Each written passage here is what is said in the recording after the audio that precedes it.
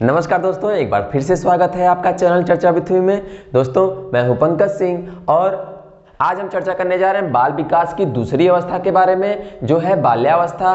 पहला भाग जो हम लोगों का था इस वीडियो का, वो था शैशवावस्था, जिसका लिंक मैंने डिस्क्रिप्शन बॉक्स में दिया हुआ है। यदि आपने उसको नहीं देखा है तो वहां पे जाके उसको आप देख सकते हैं। तो दोस्तों, इस वीडियो में हम बाल्यावस्था पे चर्चा करेंगे। बाल्यावस्था को और किन किन नामों से जानते हैं, बाल्यावस्था का समयावधि क्या होता है, बाल्यावस्था में किस प्रकार से क्वेश्चन आते हैं, बाल्यावस्था का कौन कौन सा भाग महत्वपूर्ण है, बाल्यावस्था में भाषा विकास क्या है, ऐसे ही विभिन्न टॉपिकों पे हम चर्चा करेंगे। और इस वीडियो में हम ये भी जानने का प्रयास करेंगे कि टेट, सीटेट, बीटीसी या अन्य परीक्षाएं जिसमें बाल मनोविज्ञान से प्रश्न आते हैं, उन परीक्षाओं के लिए बाल विकास की यह अवस्था अर्थात बाल्यावस्था क्यों और कैसे महत्वपूर्ण है। ठीक है दोस्तों, तो आइए दोस्तों शुरू करते हैं। दोस्तों, बाल विकास की पहली अवस्था है शैशवावस्था। शैशवावस्था, जिसके बारे में मैंने अपने पिछले वीडियो में बता दिया है, उसको अगर आपने नहीं देखा है तो अभी जाके उसको डिस्क्रिप्शन बॉक्स में लिंक दिया हुआ है, वहां जाके आप देख सकते हैं। बाल विकास की दूसरी अवस्था है बाल्यावस्था। बाल्यावस्था, आज हम इसमें बाल्यावस्था के बारे में चर्चा करेंगे। तो बाल्यावस्था की जो समयावधि होती है वो 6 से 12 वर्ष होती है। ठीक है, 6 से 12 वर्ष होती है जो बाल्यावर्ष की समयावधि होती है। इसको विभिन्न मनोवैज्ञानिकों ने 2 भागों में बांटा है, संचय काल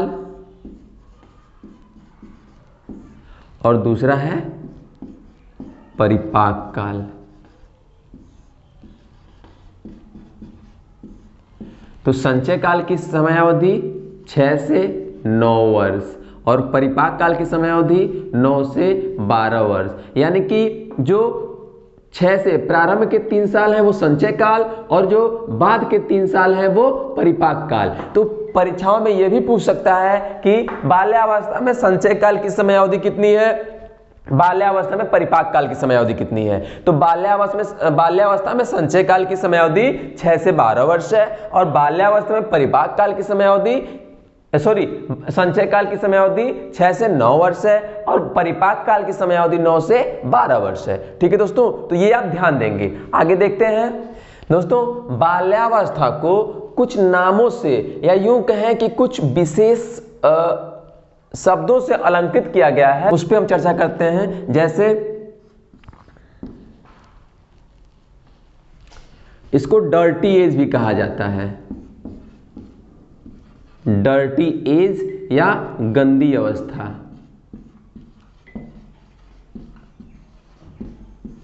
इसको मिथ्या परिपक्वता की अवस्था भी कहते हैं।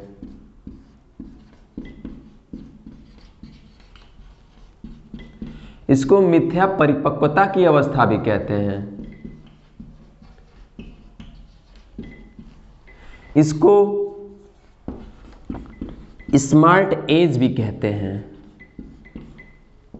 या स्फूर्त की अवस्था।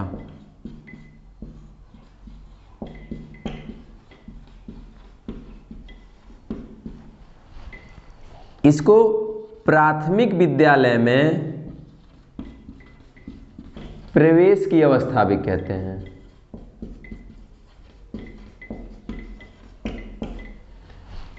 इसको संवेगात्मक विकास का अनोखा काल भी कहते हैं। वास्तविक जगत में प्रवेश की अवस्था।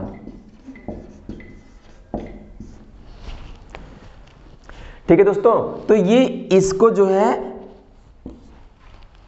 बाल्यावस्था को इस अवस्था के नाम से या ये अलंकृत भी किया जाता है। कौन कौन सा है, डर्टी एज या गंदी अवस्था। बाल्यावस्था को डर्टी एज या गंदी अवस्था भी कहते हैं। तो ये क्यों कहते हैं, क्योंकि इस काल में बच्चा जो है धूल मिट्टी में बहुत खेलता है और उसके कपड़े गंदे होते हैं, इस वजह से इसको डर्टी एज भी कहा जाता है। ठीक है दोस्तों, जैसे क्वेश्चन कैसे पूछ देगा कि डर्टी एज या गंदी अवस्था किस अवस्था को, या बाल विकास की कौन सी अवस्था डर्टी एज कहलाती है, बाल विकास की कौन सी अवस्था मिथ्या परिपक्वता की अवस्था कहलाती है, बाल विकास की कौन सी अवस्था स्मार्ट एज कहलाती है। ठीक है दोस्तों, तो बाल विकास को हम डर्टी एज भी कहते हैं, इस यानी बाल विकास के बाल्यावस्था को हम डर्टी एज भी कहते हैं, मिथ्या परिपक्वता की अवस्था भी यही कहलाती है, स्मार्ट एज या स्फूर्त की अवस्था भी हम बाल्यावस्था को ही कहते हैं। प्राथमिक विद्यालय में प्रवेश की अवस्था, दोस्तों जैसा कि आप जानते हैं कि शैशवावस्था में बच्चा अपने परिवार से ही सीखता है, अपने माता पिता से सीखता है, प्राथमिक में वह बाल्यावस्था में जाता है, तो इसको हम क्या कहते हैं, प्राथमिक विद्यालय में प्रवेश की अवस्था भी कहते हैं। संवेगात्मक विकास की अवस्था, इस कथन को जो है ये कॉल और ब्रूस का कथन भी है, कॉल और ब्रूस का ये कथन भी है, यानी बाल्यावस्था को कॉल और ब्रूस ने संवेगात्मक विकास की अवस्था भी कहा है। अगला है वास्तविक जगत में प्रवेश की अवस्था। शैशवावस्था में बालक अपने परिवार में ही रहता है, अपने माता पिता या अपने परिवारजनों के साथ रहता है, लेकिन परिवार से बाहर वह बाल्यावस्था में आता है और इसीलिए इसको वास्तविक जगत में प्रवेश की अवस्था भी कहा जाता है। ठीक है दोस्तों, तो डर्टी एज, स्मार्ट एज, मिथ्या परिपक्वता की अवस्था, प्राथमिक विद्यालय में प्रवेश की अवस्था, संवेगात्मक विकास का अनोखा काल, क्रॉल और बूश ने कहा है, वास्तविक जगत में प्रवेश की अवस्था। ये इन बाल्यावस्था को इन नामों से या इस विशेषताओं के अनुरूप बाल्यावस्था को इन शब्दों से भी अलंकित किया गया है, या बाल्यावस्था में ऐसे भी क्वेश्चन बन सकते हैं। ठीक है, एक क्वेश्चन और बनता है कि संग्रह करने की प्रवृत्ति किस अवस्था में होती है, संग्रह करने की प्रवृत्ति किस अवस्था में होती है, चीजों को इकट्ठा करना का आदत या चीजों की इकट्ठा करने की रुचि किस अवस्था में होती है, तो संग्रह करने की प्रवृत्ति जो होती है वह बाल्यावस्था में ही होती है। ठीक है दोस्तों, ये भी क्वेश्चन आप ध्यान देंगे कि संग्रह करने की प्रवृत्ति बाल्यावस्था में ही होती है। ठीक है, आगे देखते हैं। अगला है बाल विकास में शारीरिक विकास, बाल्यावस्था में शारीरिक विकास।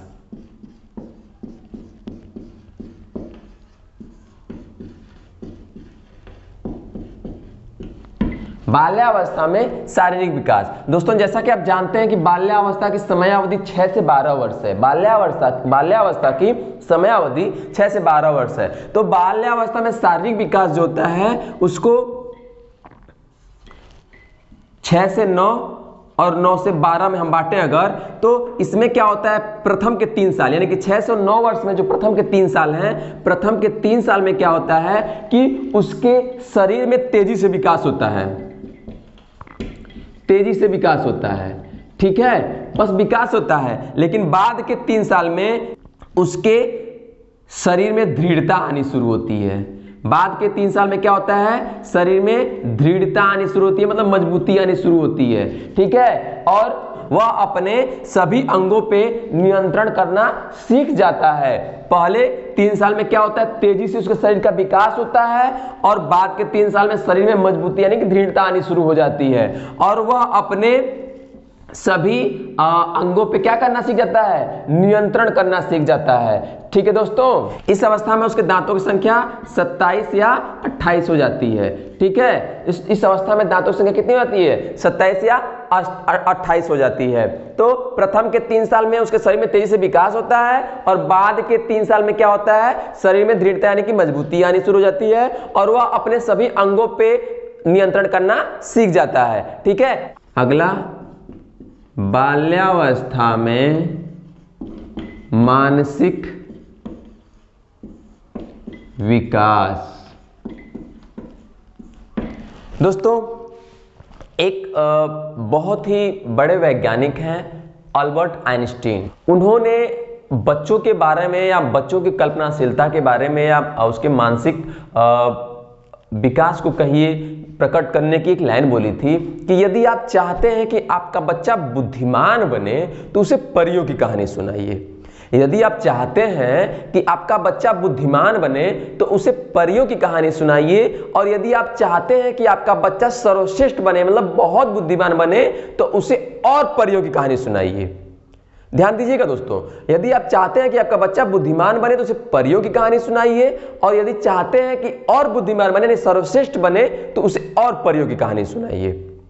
ठीक है, यहां पे उनका कहने का तात्पर्य ये था, प्रायोजन ये था कि जब ज्यादा वो कल्पनाशीलता यानी कि जब ज्यादा सोचेगा तो उसके मानसिक स्तर में क्या होगा, विकास होगा। ठीक है, यानी कि अल्बर्ट आइंस्टीन ने परियों की कहानियों पे यानी कल्पनाशीलता पे क्या किया था, जोर दिया था। जैसा कि दोस्तों अभी मैंने जब इसके अन्य नामों पे चर्चा कर रहे थे हम, तो आपने ध्यान दिया होगा कि मैंने एक लाइन बोली थी कि बाल्यावस्था को प्राथमिक विद्यालय में प्रवेश की अवस्था भी कहते हैं। बाल्यावस्था को विद्यालय में प्रवेश की अवस्था भी कहते हैं। तो जब बच्चा विद्यालय में जाएगा तो वहां पे क्या होता है, नई जगह पे जाता है तो उसके अंदर निरीक्षण, चिंतन, मनन, ध्यान देना, तर्क आदि का क्या होता है, इत्यादि का विकास हो जाता है। जब कभी भी कोई भी व्यक्ति जब नई चीजों को देखेगा तो उसके बारे में चिंतन करेगा, उस पर जब उसका ध्यान जाएगा तो उसके क्या होगी, उसके अंदर जिज्ञासा का भावना होता है। तो इस अवस्था में इसके मानसिक में क्या होता है, जिज्ञासा में वृद्धि होती है। बच्चा बहुत से क्वेश्चन पूछेगा, ये क्या है, ऐसे क्या है, वैसे क्या, मतलब उसके अंदर क्या होता है, चीजों को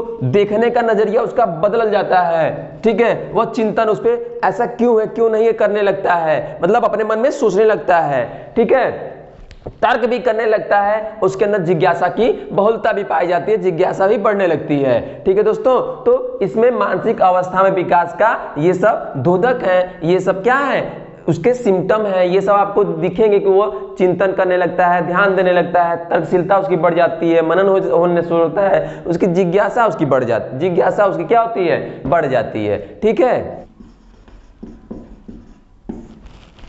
अगला है बाल्यावस्था में सामाजिक विकास। जब बाल विकास के इस अवस्था में बालक के सामाजिकता का क्या होता है, उसके सामाजिकता में क्या विकास होता है, कैसे क्या दिखता है, इसमें हम चर्चा करेंगे। ठीक है, तो कह रहा है बाल्यावस्था में सामाजिक विकास क्या होता है। बाल्यावस्था में जो सामाजिक विकास होता है, इसको आप इस तरह से समझ सकते हैं कि आपके घर या आसपास में ऐसे बहुत से बालक दिखेंगे जो प्रारंभ में विद्यालय जाने से बहुत रोते हैं, भागते हैं, चिल्लाते हैं। ठीक है, लेकिन जब हम क्या करते हैं, इससे बचने के लिए उनको हम अपने घर के आसपास किसी ऐसे बच्चों के समूह में डाल देते हैं जो रेगुलर स्कूल जाते हों, और फिर तीसरे, चौथे, पांचवें, छठे या अगले हफ्ते, एक सप्ताह बाद हम देखते हैं कि बच्चा स्वतः उनके साथ स्कूल जाना और आना उसको अच्छा लगने लगता है।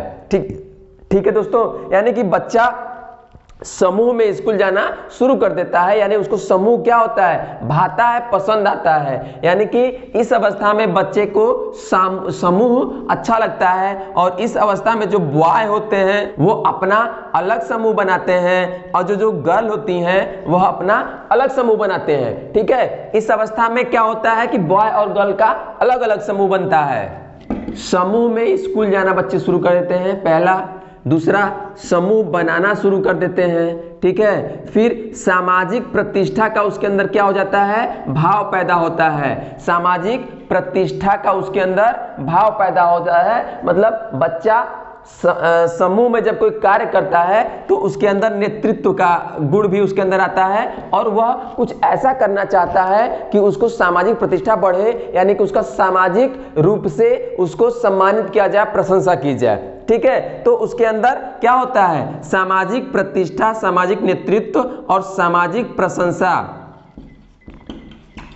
सामाजिक प्रशंसा, इन सब का उसके अंदर क्या होता है, कामना आती है, उसके अंदर क्या होती है, ये सब इच्छाएं जागृत होती है, तो वो उसके अंदर सामाजिक विकास का ये सब क्या होते हैं, समूह में स्कूल जाना शुरू कर देता है, समूह बनाना शुरू कर देता है, और सामाजिक भावना उसके अंदर क्या होती है, सामाजिक भावना का विकास ऐसे होता है कि सामाजिक प्रतिष्ठा, सामाजिक नेतृत्व और सामाजिक प्रशंसा उसके अंदर चाह पैदा हो जाती है। ठीक है दोस्तों, आगे देखते हैं। अगला है बाल्यावस्था में भाषा विकास। तो बाल्यावस्था में यदि भाषा विकास की हम बात करें तो आप ये चीज देखे होंगे, बच्चा इसी अवस्था में विद्यालय जाना शुरू कर देता है तो वह अपने परिवार के अलावा जब नए नए लोगों से मिलता है तो नए नए शब्दों को, नए नए भाषा को यूं न कहें, नए नए शब्दों को क्या करता है, सीखता है। जब स्कूल में जाता है तो स्कूल में उसको अभिव्यक्त की आज़ादी जब मिलती है तो वो बोलना शुरू कर देता है, तो उसके अंदर बहुत सी भाषाओं का या यूं कहें कि बोलचाल में भाषा का वो समावेश करना शुरू कर देता है और बहुत कुछ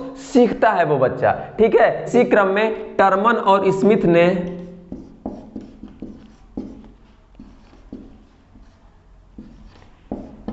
ने एक चार्ट प्रस्तुत किया था। टर्मन और स्मिथ ने एक चार्ट प्रस्तुत किया था भाषा विकास के क्रम में। दोस्तों, टर्मन और स्मिथ ने क्या किया कि वो विभिन्न आयु वर्ग के बच्चों पे एक शोध किया। ठीक है, और शोध के बाद वो एक आंकड़ा उन्होंने बनाया जो एक टर्मन और स्मिथ का शब्द भंडार का आंकड़ा भी कह सकते हैं। ठीक है, जो आपके सामने है कि जब 10 वर्ष का आयु का बच्चा होगा तो उसका शब्द भंडार 10 माह के बच्चे का शब्द भंडार 1 वर्ष के बच्चे का शब्द भंडार 3, 2 वर्ष से 6 माह, 2 वर्ष 6 माह के बच्चे का शब्द भंडार है 272, 3 वर्ष के बच्चे का शब्द भंडार है 896, 4 वर्ष के बच्चे का शब्द भंडार है 1540 और 6 वर्ष के बच्चे का शब्द भंडार है 2500, 8 वर्ष के बच्चे का शब्द भंडार है 3600, 10 वर्ष के बच्चे का शब्द भंडार है 5400। इसको कहीं आप नोट भी कर सकते हैं दोस्तों कि टर्मन और स्मिथ ने क्या किया था, विभिन्न आयु वर्ग के बच्चों पे शोध किया था और शोध के बाद उन्होंने एक चार्ट प्रस्तुत किया जो ये चार्ट है। ठीक है, 10 माह से लेके 10 वर्ष तक के बच्चों पे उनका क्या था, शोध हुआ था शब्द भंडार के बारे में। ठीक है दोस्तों, तो आप देख पा रहे होंगे दोस्तों कि 6 वर्ष में 25 शब्दों का भंडार हो गया था, 8 वर्ष में 3600 और 10 वर्ष में 5400 शब्दों का उनके पास क्या हो गया था, बच्चों के पास भंडार हो जाता है उनके शोध के अनुसार। ठीक है दोस्तों, आगे देखते हैं दोस्तों। अगला है बाल्यावस्था में शिक्षा। ठीक है, तो बाल्यावस्था में किस प्रकार से शिक्षा देनी चाहिए, बाल्यावस्था में शिक्षा का स्वरूप क्या होना चाहिए, बाल्यावस्था में शिक्षा में माता पिता का क्या योगदान है, बाल्यावस्था में शिक्षा में शिक्षक का क्या योगदान है, इसमें हम इस पे चर्चा करेंगे। तो आइए देखते हैं। देखिए दोस्तों, सबसे पहले बाल्यावस्था में शिक्षा का स्वरूप और किन किन चुनौतियों का सामना करना पड़ेगा। तो सबसे पहले देखिए, स्वस्थ शरीर में ही स्वस्थ मस्तिष्क का वास होता है। ये आपने सुना होगा कि स्वस्थ शरीर में क्या होता है, स्वस्थ मस्तिष्क का वास होता है। और स्वस्थ शरीर कब होगा, जब बच्चा पौष्टिक भोजन मिलेगा, बच्चे को क्या होगा, पौष्टिक भोजन मिलेगा और उसके साथ साथ ही विभिन्न प्रकार के शारीरिक गतिविधि खेल का वो क्या करे, उसकी गतिविधियों में समावेश हो, यानी कि पौष्टिक भोजन के साथ साथ उसको खेल कूद का अवसर मिले तो उसका शरीर स्वस्थ होगा। ठीक है, तो ये सब उसमें होना चाहिए। दूसरा है, शिक्षकों व अभिभावकों को बाल मनोविज्ञान का ज्ञान होना चाहिए। जो विभिन्न प्रकार के परिवर्तन होते हैं बच्चों में, वह क्यों होते हैं और उसका सामना अभिभावकों और शिक्षकों को करना है, तो उसके लिए उनको उन परिवर्तनों का किस प्रकार से सामना उनको करना है, तो उसके लिए बाल मनोविज्ञान का ज्ञान उनको होना चाहिए। ठीक है, स्पेशली शिक्षकों को तो होना ही होना चाहिए। रचनात्मक कार्यों की प्राथमिकता, जैसे जब बच्चा क्या होता है बाल्यावस्था में, वो विभिन्न प्रकार के समूह की खेलकूद या विभिन्न प्रकार के सामूहिक गतिविधियों में हिस्सा लेना शुरू कर देता है, तो शिक्षकों को या उनके पेरेंट्स को ये चाहिए कि जब वो खेल का आयोजन कराएं, सामूहिक गतिविधि दे, तो उसमें रोचकता, यथार्थ यानी पर्याप्त मात्रा में रोचकता होनी चाहिए। ठीक है, उनका पाठ्य सामग्री भी क्या होना चाहिए, रुचिकर होना चाहिए। जब बच्चों को कुछ पढ़ने के लिए दिया जाए तो उनकी पाठ्य सामग्री भी रुचिकर होनी चाहिए। ठीक है, उबाऊ नहीं होनी चाहिए, चित्रात्मक होनी चाहिए, उसमें शब्द जो है रोचक हो, कहानियां रोचक हो, कविताएं हो तो उनकी कविताएं भी रोचक हो। ठीक है, उबाऊ नहीं होनी चाहिए। इस बाल्यावस्था में अगला कह रहा है जिज्ञासा का समुचित समाधान। तो बाल्यावस्था में क्या होता है कि जब विद्यालय में बच्चे जाना शुरू कर देते हैं तो वो नई जगह पे जाते हैं, तो विभिन्न प्रकार की चीजों के प्रति उनके अंदर जिज्ञासा का क्या होता है, प्रादुर्भाव होता है, जिज्ञासा उत्पन्न होती है। तो उन जिज्ञासा को शिक्षकों को चाहिए कि उनकी जिज्ञासा का समुचित समाधान करें, न कि गुस्सा जाए, झुंझला जाए, नहीं, उनकी जिज्ञासा का, बच्चों की जिज्ञासा का शिक्षकों और माता पिता के द्वारा समुचित समाधान करना चाहिए। ठीक है, तो इससे क्या होगा कि उनके अंदर और जिज्ञासा उत्पन्न होगी और उनके अंदर ज्ञान की क्या होगी, बढ़ोतरी होगी। इस उम्र में क्या होता है, अगला है हठ उपद्रव का समुचित हल हो शिक्षकों के पास। इस उम्र में बच्चे क्या होते हैं कि थोड़े उपद्रवी और हठी हो जाते हैं, तो उनको किसी भी प्रकार से कड़ा रुख ना अपनाते हुए उनके हठ और उपद्रव का समुचित समाधान होना चाहिए, जिससे बालक के बाल मन पे ठेस न लगे, चोट न लगे। ठीक है, बालक बहुत ही इस उम्र में क्या होता है, उनको बहुत ही सावधानी से ट्रीट करने की जरूरत होती है। तो ये सब चीजें क्या होंगी, उसमें बहुत ही मददगार साबित होंगी। उम्मीद है दोस्तों कि यह वीडियो आपके लिए, परीक्षा के लिए और आपकी परीक्षा के लिए बहुत ही मददगार साबित होगा। उम्मीद है दोस्तों कि यह वीडियो आपको पसंद आया होगा। ऐसे ही अन्य वीडियो के लिए चैनल पर बने रहें। तब तक के लिए नमस्कार, धन्यवाद दोस्तों।